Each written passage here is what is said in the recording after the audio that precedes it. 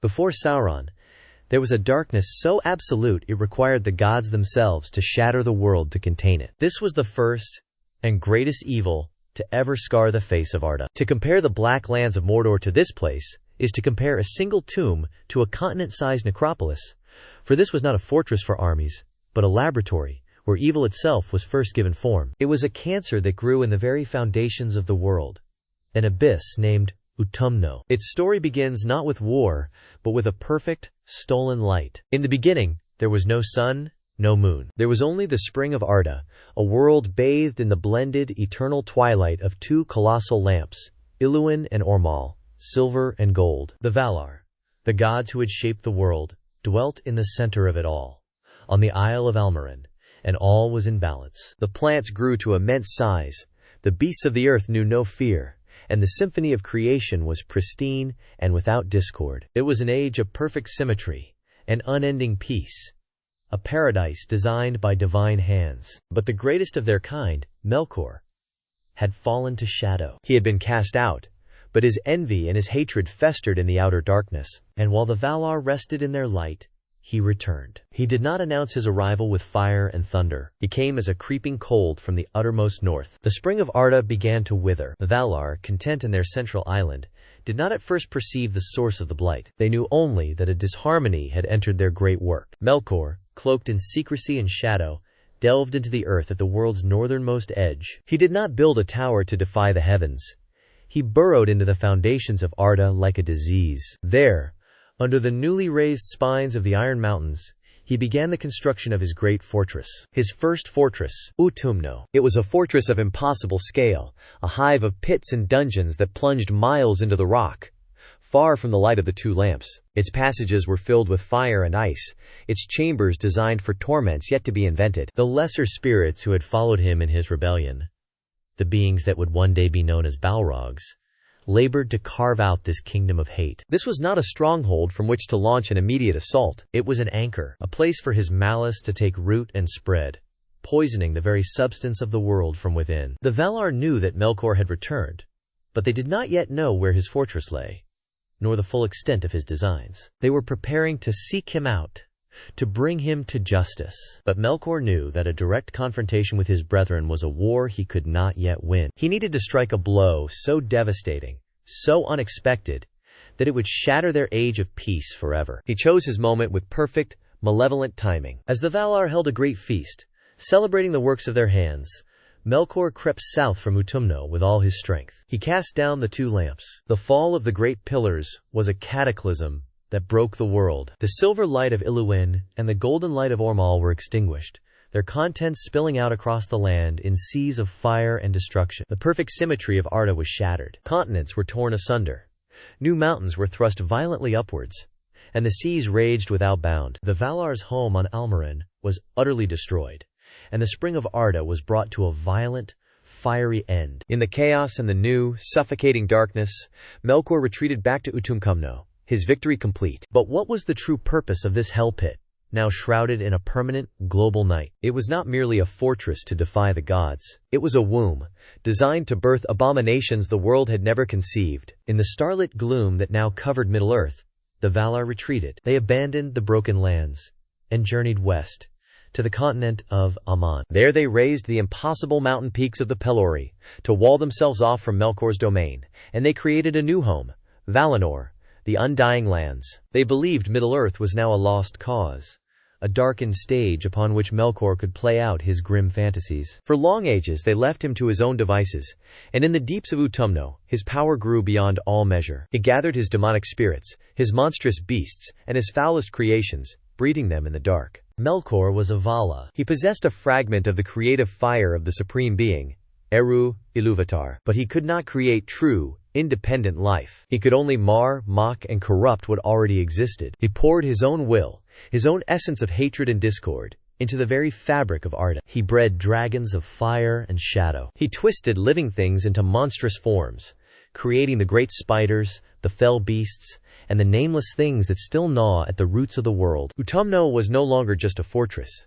It was a factory of horror, a place where the very concept of the monstrous was being forged. But all of this was merely a prelude. Melkor's greatest victory, and his most unforgivable sin, was yet to come. Because while the Valar hid in their blessed realm, and Melkor ruled his kingdom of darkness, a new thing came to pass. Far in the east of Middle-earth, by the shores of a still and silent lake called Cuivienen, the waters of awakening, a new life stirred. Under the faint light of the stars, the firstborn, the children of Ilúvatar, awoke. The elves, they were the most beautiful and wisest of all the creatures that would ever walk the earth, their spirits bound to the world until its end. They awoke in innocence, with no knowledge of the Valar, or of the great enemy who now ruled the north. They began to wander, to learn, to create language and song, all under the silent vigil of the stars. But they were not alone for long. Melkor's spies and shadows roamed the darkened lands, and soon word of this new, fair race reached the black pits of Utumno. Melkor was the first to find them. He saw in them a perfection he could never create, and his envy burned hotter than the fires of his deepest forges. He hated them for their beauty and their connection to the Creator he had defied. A new, terrible thought entered his mind. He would not just destroy them. He would own them. He would remake them in his own image. His hunters began to stalk the forests around Cuivién. An unknown terror entered the elves' young lives. It was a shadow that took the unwary, a dark rider, a whisper in the gloom that promised safety but led only to bondage. Those who were captured were dragged in chains across the continent, taken north, and thrust down into the lightless dungeons of Utumno. There, in the deepest and most secret chambers of his fortress, Melkor began his most blasphemous work. He subjected his captives to unspeakable torments, not just of the body, but of the spirit. He used his immense power to break their wills, to crush their hope, and to twist their very being with slow, agonizing cruelty. It was a process of utter violation, a deconstruction of life itself. This was the darkest secret of Utumno. This was the origin of the Orcs. These creatures were a mockery of the children of Ilúvatar, bred from their shattered bodies and souls, filled with a hatred for all living things, and most of all, for the master who had made them. They were slaves whose only purpose was to serve his will. This act, the capture and corruption of the first elves, was the greatest of all Melkor's crimes, a sin for which there could be no pardon. And for a time, the Valar, in their distant paradise, knew nothing of it. They knew only that a shadow lay upon Middle-earth. But the cries of the world itself did not go unheard forever. The Vala of the forests and beasts, Orome, would often ride his great steed Nahar across the darkened lands, hunting the monsters of Melkor. It was on one of these journeys, far in the east, that he heard it. A new sound. He heard the sound of singing. He had found the elves. At first they fled from him, for the lies of Melkor had already poisoned their hearts, telling them that the great rider was a demon who would devour them. But Orome, East nobility, and the light that shone from his face, soon won their trust. He dwelt among them for a time, and he loved them, but he also saw the shadow of fear in which they lived, and learned of the disappearances of the evil hunter who stole their kin. He returned with all speed to Valinor, his heart heavy with a terrible and urgent truth. The lamentations of the earth had finally reached the ears of the gods, and they learned of the children of Ilúvatar. They learned what Melkor had found, and what he had done to them. The age of slumber was over. The Valar rose up in their full power and majesty. The peace of Valinor was broken by the sound of trumpets and the muster of a divine host. This would not be a skirmish. This would be a war to save the firstborn, a war to break the gates of hell itself. The first war for the fate of the world was about to begin. The first war for the fate of the world was about to begin. But was it truly for the sake of the elves? Or was this cosmic wound, this festering rivalry between the Valar and their fallen brother, finally given a righteous excuse to erupt? Was this salvation? Or was it vengeance, dressed in the robes of pity? For the decision was not unanimous. Ulmo, whose spirit ran through every river and ocean, argued against a direct, physical war. He knew the very bones of the earth would be broken, that the music of the waters would be drowned out by the screams of a world in torment. He urged a more subtle path. But the fury of the others, led by the warrior Tulkas, who had been cheated of his final victory over Melkor at the dawn of time, could not be contained. The crime against the firstborn was too hideous, too personal. It was a defilement of creation itself. And so, the host of the West made ready. This was not an army of flesh and blood. It was an army of concepts, of raw power given form. It was fire and light, and the strength of the mountains marching as one. The departure from the blessed realm was not silent. It was a storm that broke upon the shores of Middle-earth with the force of a falling star. The great sea roared and rose into mountains of water. The lands themselves groaned and buckled under the weight of their advance. This was the terrible price of their intervention. To save the children, the Valar had to risk destroying the house. The war shook the foundations of the world. The armies of Melkor, a tide of shadow and fire, poured from the gates of Utumno. The newly bred Orcs, a shambling, shrieking horde, were unleashed for the first time upon the world, their hearts filled with the misery of their making. But they were as nothing before the might of the Valar. The true battle was against Melkor's first and most terrible servants. For deep within his fortress, Melkor had other allies, the Maiar spirits he had corrupted long ago in the Age of Splendor. These were the Valaraukar, the scourges of fire, the Balrogs, demons of terror, wreathed in darkness but burning with an inner fire. They were beings of power almost equal to their unfallen kin. The clashes between the host of Valinor and the Balrogs were battles that melted mountains and boiled the rivers in their beds. For years the war raged across the north of Middle-earth, a blight of divine power that left the continent scarred and broken forever. The Valar shielded the elves at Quivien, placing a guard around their lands so they would not be harmed in the cataclysm. But the rest of the world paid the price. Finally, the host of the west drove Melkor's forces back and laid siege to the great fortress of Utumno itself. The siege was long and bitter. Melkor had burrowed deep into the earth, and his fortress was a labyrinth of frozen malice. The Valar rent the earth asunder, tearing down the mountains that formed his battlements, plunging ever deeper into the cold and the dark. At last the gates were broken, and the host of Valinor poured into the lowest pits. There, it was not Manwë the king who delivered the final blow, but Tulkas the Strong. He wrestled Melkor to the floor, binding him with a chain forged by Atul the smith himself,